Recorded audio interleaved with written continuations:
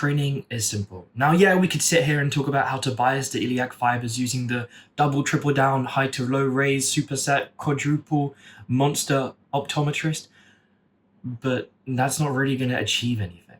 Or we can focus on building muscle. So this is how I got my back from this to this. I spent my entire day just making these TISM edits. All I would do is I'd make them, I'd edit them, I'd put them up, and then the rest of my day would be spent refreshing, until I got to a place where I was comfortable with the views, or the views would stop, or maybe there's going to be more views this time, and my entire day would be this. This is what my YouTube videos were, and they weren't very good because I wasn't focusing on what was at the core of my videos. The story sucked, and I would optimize the minor. I'd think about the best way to edit things together, and no one was enjoying it, not even me, when I'd watch them back. I kid you not, I will watch these videos back now, and I will genuinely enjoy them. I will like going through it and seeing how I'm creating these stories, the takes I made on the fly, things that weren't even planned. But those old ones, I could not stand going through it. So you probably heard of this a lot, probably at school, but I cannot over-exaggerate how important having a growth mindset is. Overemphasize, that might be the right word. I cannot describe how important this is. If you have a growth mindset, if you're always looking at how to improve what's actually at the core of something, rather than being stubborn and being like, no, everything that's me is good, my storytelling's fine, I just need to improve the editing. If you don't do that, you won't be able to improve. And improvement is what matters here. You need that growth mindset. And so there's a few things we're going to talk about today when it comes to not overcomplicating stuff. But I think the most important thing is your proximity to failure, the intensity at which you bring your workouts. Now, I used to be very stubborn on this. I used to be very dogmatic. I used to come in and say, train to failure. If you're not going to failure, then you're wasting a rep. I still somewhat believe that. But in truth, if you're trying to minimize the fatigue, if you're trying to get a workout in, I don't mind if you leave one rep in the tank. But you need to be at least once a month, taking all of your sets to failure to understand what that feels like. Because I can't say my next rep is going to be failure if I haven't gone to failure. And so I want you to make sure that you actually know what that feels like, because otherwise you're going to be holding yourself back, thinking you're doing more than you are, and then you're going to be complaining about your growth. And it's like, well, we didn't ever test if you were actually training intensely. The awesome thing about intensity is when you have this one thing, you'll see that everyone around you who isn't giving intensity is kind of wasting their time. Picture this. Anatoly drives to the store once a week, and he's planned everything he needs to get. And in one big go, he's getting them all. He's meal prepping, cooking all in one go, and then his meals are done for the week. This is like, 4 hours of work. Let's be real. He's doing a hard job. The store is a long way away. But he's setting himself up for success. He's having a very intense 4 hours, and then the rest of it's fine. And then you got James, right? James, every single day, he goes to the store. That's 30 minutes. He buys stuff he needs. He kind of dilly-dallies. He doesn't know what he's going to get. It's another 30 minutes within the store. Then he comes back, 30 minutes to get back, and then he starts cooking. Takes him an hour or so, and he's got 1 day's worth of food. Now, he spent almost as long as Anatoly has, with just a lot less intensity, and now he has to do it again and again and again and again. And so he's wasting his time, he's not really getting what he wants out of it, and in truth, he's probably not adhering to the diet as much as he'd like. When he goes to the store and he's looking around for what to buy, he's probably not thinking, oh yeah, this is my diet plan. He's probably just thinking, what am I feeling like today? What am I fancying? And that's when you end up buying that chocolate cake and those cookies. It's true. We all do it. I'm probably number one culprit of that. If I'm going to the store and I don't have a plan, I'm going to end up buying a sweet treat. But here's the thing. Here's the kind of takeaway from all of this. We probably go to the gym too much. If your workouts are above 1.5 hours, you're probably going too much. Like, you do not need to do that amount. And especially if the intensity is there, that's probably going to be detrimental to your progress. So how can we fix this? How can we amend it? Well, for starters, another thing I want to add on to that, if you are training 6 days every single week, why are you not taking the extra rest day? There is no reason why you shouldn't be taking advantage of that, because that rest day is going to allow you to recuperate. I don't want to hear A lot of people will come and be like, oh, you grow on the rest days. No, let's be real. You grow when you're sleeping, you grow throughout the entire day. Even when you're at the gym, you're growing. It's just, I don't know, people believe that the rest day means you're gonna like grow more. But that's not why you grow more. You grow more because you're able to recover better. You're able to have that fatigue management, and it's not so consecutive in the bouts of exercise. But yeah, I understand. Guys like us, the gym is kind of like a second home, and some of us, the gym is our first home. So obviously, we want to be there as much as possible, but you got to find ways around that, even if that means starting a conditioning circuit. You know, it's not your resistance training. You're just trying to get your cardio in within the gym setting. You just got to find ways around that. I'm sorry. I know how damaging it is to push yourself day in, day out, no rest days, really long sessions. And even if you're giving yourself rest days, come on, get the intensity in, drive down that volume. Let's go back to Anatoly. He's going to the store. Now, the store is a while away. For him, it's an hour. For the other guy, it wasn't so long. But let's imagine Anatoly and James, they both now, it's a 2-hour drive. They live in the middle of nowhere, and the store they need to go to is so far away. Now, picture Anatoly.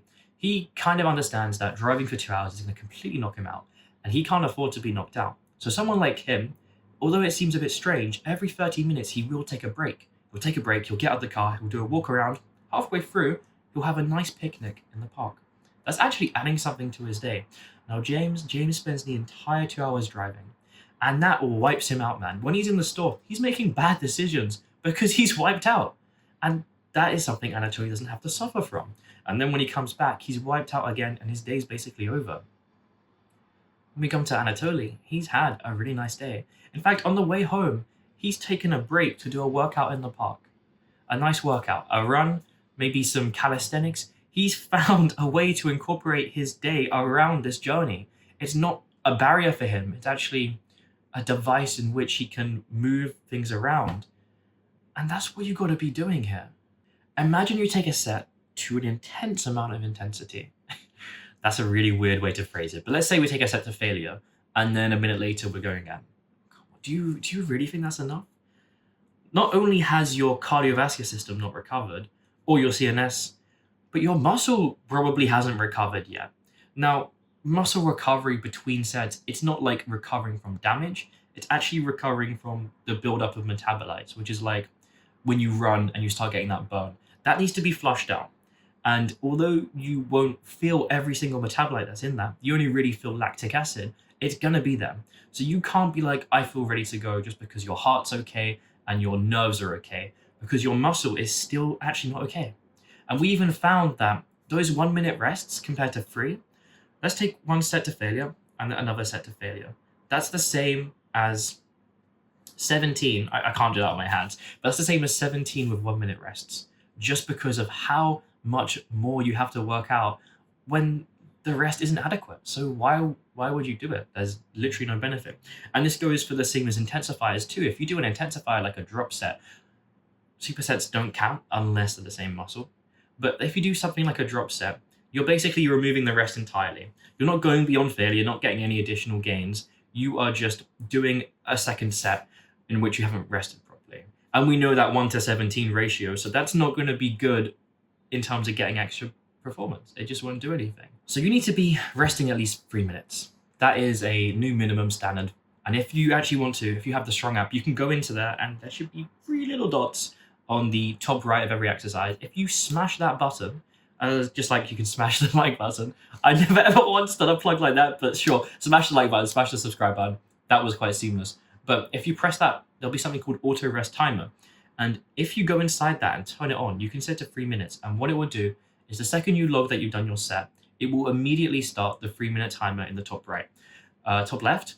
And that will mean you'll get a ding in your like headphones. It won't stop the music, but you'll get a little ding. You can change what sound it is, and that will signal that you're ready to go into your next set. Now, if you have one of those really, really heavy set of squats, you might want to have up to 5 minutes. And let's say for whatever reason, an exercise does wipe you out a ton. There's no point going into a set if you're still like, if you're still panting, if you're still breathing, if you can barely stand up. Just give yourself that extra minute, extra few seconds until it's gone, because otherwise it's almost like a pointless set. Like, why would you do that? Okay, let's go into a new concept. Back to Anatoly and James. It's been a while since I actually threw them in the channel. These guys used to come up all the time. But Anatoly and James. Now, James is kind of gluttonous. He takes more than he needs. And this usually means if he opens his fridge and he does a little cleanup, he'll have maybe 5 things that have gone off. Just because he didn't actually need them, he just purchased them and didn't really feel like having it and has already had enough food, he's already in a surplus, probably a bit too much. Compare this to Anatoly, who's someone where because he's worked out what he needs, nothing's going on, nothing's going off in the fridge, because he knows what he needs to buy, he knows what he needs to use, and so when he opens his fridge door, he already understands what's in there because everything he needs is in there, and he's not going to be wasting food. Which, I mean, we don't have to come at it from like a ethical concern, but let's be real, wasting food is not going to be good for our planet. But let's talk about something more grounded in everyone. Everyone can relate to this. It's going to cost him money. Every food you have that goes off, every piece of food, it means that is your like money that you spent just vanishing, right? Like if you consume it, it becomes a part of you. That's all well and good. But the second you throw it away, you are literally throwing that money away. Every time I have something go off, I look at it and I see the dollar signs. I see the exact cost of like that portion. That's probably a really, really negative thing. I wouldn't recommend getting to that mentally, but I see it as losing money. I hate when my food goes off. Like it makes me mad because I know something that could have become a part of me and could have been used is now being thrown away. Now, before when I had the same concern, probably not. Like before, something becoming a part of me was me gaming and probably using the energy to press on my keyboard. But now it's a bit different. Now I want to build muscle and I understand the effect that food can have on that. So yes, I used to be a high volume type of guy and I would do maybe 60 sets a session. That sounds about right. 60, I know that's a lot. But this is a similar concept to volume. We don't want to be doing more than we need because it's going off. It's actually negative. It's detrimental. Every time we take something over the amount of sets we need, which is about 8 to 15 a week per muscle, we're essentially having stuff in our fridge that's rotting and we're throwing it away. We're losing money. We're not gaining anything in us. We're only just hurting our wallet. When in reality, the wallet here is a lot more important, and that wallet is our ability to recover from the workout, which is going to impact our ability to feed the body. It's pretty crazy when you word it like that. Now, back when I was doing this, I had the belief that I had an insane amount of work capacity. Now, let me let you on a little secret here. When it comes to recovering from a workout, when it comes to muscle damage, that doesn't really matter. In about 8 weeks, you're going to build the protective mechanisms to prevent your muscle from suffering from a damage that is extreme. Muscle damage is something you really don't need to worry about, especially if you've been training for a long time. And that's why your delayed onset muscle soreness, your DOMs disappear. But work capacity, what is that? Well, that's your brains, your very dumb brains probably in this certain circumstance, although I hope you're not doing this, it's just something I used to do. It's your brain's way of perceiving, how good your central nervous system is at kind of taking that beating, how good your cardiovascular system is at taking that beating. And I believed I had the best work capacity in the world. I thought that mine was like beyond all belief. But in truth, the intensity wasn't there. The results weren't really there. And so if that's in any of your mind, if it's in any of your friends' mind, you need to unsubscribe them from that belief, because that is gonna I shouldn't really be saying unsubscribe in a video. That could accidentally cause people to unsubscribe. Do the opposite. But my point is, you can't be having stuff like that because it's just going to hurt you. Now let's talk about frequency. Frequency is one I get asked a lot, and it's not as important as the others, but it still plays a really good role. So let me present a concept for you. Let's say that you had 4 hours a week you needed to spend at work. And let's say they gave you 2 options. You could spread it across the week evenly, or you could do it all in one go. Now, if you look at this, 4 hours isn't really too long to get to a point where it's hurting your ability to work. Like you could probably go up to 5, you could probably go up to 6. But what is the point of spreading it across the week? Those are less than an hour. Do you know how long it takes someone to actually get accustomed for that task? It's about 30 minutes. So imagine you spend 30 minutes to get accustomed for what you're doing, and then you've got like 10 minutes left, and then you go off work. That's ridiculous. Like you wouldn't actually achieve anything. And it's very similar when it comes to frequency. We don't have to start doing like 1 set for every single muscle across the week. Now, it does get to a point where you probably wouldn't want to smash it all in one day. And I found that the sweet spot is about 6 to 8 sets per workout for a muscle. So you have like 8 to 15, like I said earlier, on the weekly volume, and that means it's completely fine to hit a muscle 1 time a week. It just means that you have to have that 8 sets in that session. I know that sounds a bit scary, but I promise you will still make just as good a progress as anyone else doing that. Let's talk about reps. This is an amazing one, and I'm pretty proud of the story I have for you. Let's pretend you've just purchased a gobstopper. Now, a gobstopper is something that you can lick and you can lick and lick and lick, and you get to the middle and there's some gum inside. Here's the thing, when I get a gobstopper and I lick and lick and lick, in truth, I get bored really quick and I don't really want to continue. I just want the gum inside, and so I'll just bite it. And I think a lot of people are this way, and it's very similar with your training. If the thing you're looking for is that golden bit in the middle, then you can skip the outside. You can skip the lick, lick, lick on the outside, so all of this just goes away. And all this is fatiguing, right? Like your tongue is going to be in shambles after that one. But you can skip that, you can remove the fatigue, and you can get the bit in the middle. And that bit in the middle is basically the 5 reps before you fail. So if you focus on those 5 reps before you fail, then you'll be getting the best out of that. That is the stimulating bit. That is the good bit that you want. And so this is about, something where the way I personally do it, I do reps of like 4 to 6. That's my rep range. I know it's a bit low, but that's what I do. Sometimes I do, more towards 6 to 8 or 6 to 10, but there's no point going above 10 because that is just wasting time licking away. And if I had to lick, I'd rather lick like this instead of this, right? Like I want to make the licking a minimization, but that's what you're going to do, man. Okay, now let's talk about the length to tension relationship. This isn't going to be talking about stretch mediated hypertrophy, the stretch causing better gains, but I will cover that very, very quickly for you. Stretch mediated hypertrophy can be summarized in a very, very simple way. All of your lower body muscles will benefit from it. All of your chest will benefit from it. All the other muscles won't. And a little bit of addition for you. When it comes to these muscles, you will max out the potential in about 8 weeks. So when you've maxed out that potential, it doesn't mean you stop doing the movement, but you don't have to have all of your movements be stretch bias because there is no possible way to get additional gains. It's not really hypertrophy, it's a completely different mechanism, and I can speak more about that in another video, but let's not bother with that here because we're trying to make things not overcomplicated. So we've all seen that guy in the gym who squats to parallel, and he's got about 405 on his back. You can probably imagine him right now. Now he's not really lengthening his legs properly. And then he goes to do some like 50% effort leg curls where he's not even moving it a lot either. And so, of course, when I first found out about the idea of making things longer, going deeper, I was obsessed. I made everything length biased, and I had a lot of redundancy when it came to the stretch. But like I mentioned earlier, the stretch doesn't really matter. So when does something being lengthened biased? What is this tension relationship? Well, every muscle has a unique way of having force output based on how long it's stretched. Now, this is different to what I was talking about earlier, but it means you want to be basically working in ranges where you know your muscle's doing it. So something like the lats actually lose leverage at about here.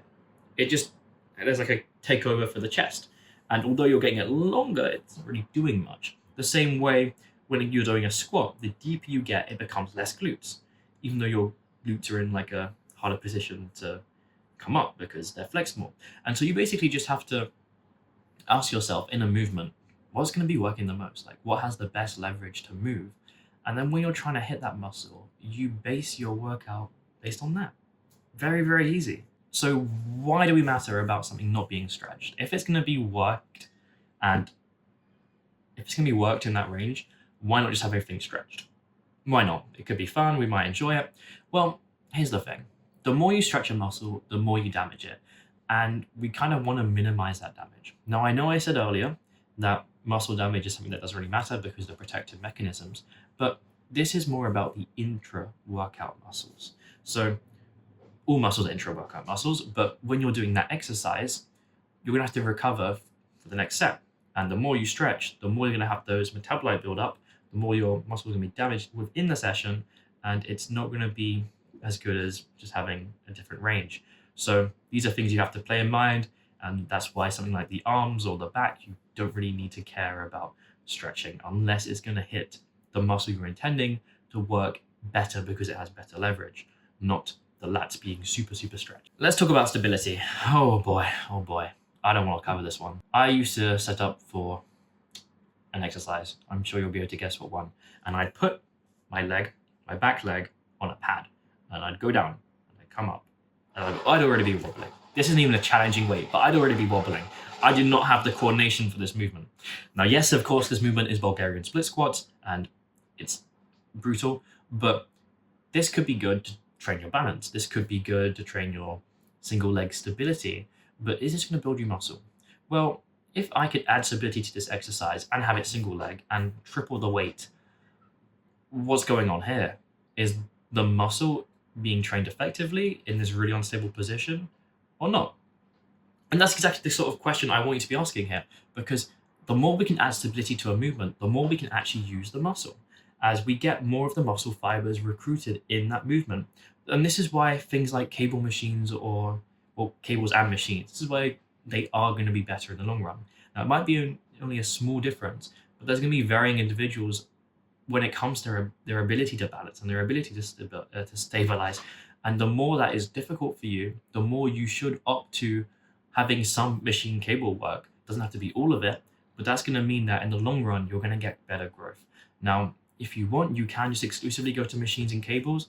I think it's good to have some free weight movements there because I enjoy them. But if that's not you, then feel free. Like it doesn't really matter. A machine's good if it's going to hit you in the right way. In the long run, it's going to be better. So, yippee. Let's talk about the last thing. The last thing is going to be redundancy. What is redundancy? Redundancy is any single exercise where you're wasting your time because you've already done it the same way. So imagine I'm doing a lat pull down, and then I'm doing I'm doing pull-ups, and both of them are working like this, and then that's the pull-up. See, it's the exact same movement, so it's not going to do anything. Now, if I did a pull-up like this, and then I did a lat pull down like this, it is different. There's no redundancy there because we're working the lats through a different function. Instead of being adduction, we're working it through extension. I don't know, it could be flexion. But this is what you have to understand when you're doing these movements. If I'm doing a flat press with dumbbells, I shouldn't go do a flat press with a barbell and then go do a flat press on the machines because it's all the same thing. We need to have redundancy removed. So when we have an extra exercise, we need to ask ourselves, how can we hit the muscle a bit different? How can we bias a different area? Which all in all, when you bias to different areas and it adds up, you end up getting more growth overall than if you were just hitting it the same sort of way. But also think about it. If you're hitting dumbbell bench, then barbell bench, and then a flat machine press, it's just the same movement. Like, why would you not just have all of your sets on the dumbbell bench or the barbell bench? And yeah, you just, like, that makes sense, I hope, to you. So all in all, here is the full plan of action. You want your intensity to be 0 to 1 RAR. You want your rest to be 3 minutes minimum, 5 minutes on those really heavy compounds. You want your volume to be about 8 to 5 sets a week per muscle, and on the individual days, no more than 6 to 8. You want your frequency to be something which is an afterthought. It doesn't really matter. You just want to focus on the volume, really. But you don't want to be weird where you're going to hit a muscle every single day. You want your reps to be in the 4 to 6 range, or the 6 to 8, or maybe the 6 to 10 if you aren't comfortable in those lower ranges, to minimize damage and to maximize gains and minimize fatigue as well. And then you want to understand that not all the muscles benefit from the stretch. So you want to have your chest and your lower body muscles be working stretch position movements. Everything else, it's an afterthought. And then when it comes to stability, you want to be picking movements that they don't have to be the most stable, but they can't be some weird Bosu ball squats, okay? And then redundancy, you want to eliminate that. No exercises that do the same thing. If you want to learn more about this sort of stuff, feel free to drop into my community, my school, the Iron Fangs, and that'll be down below.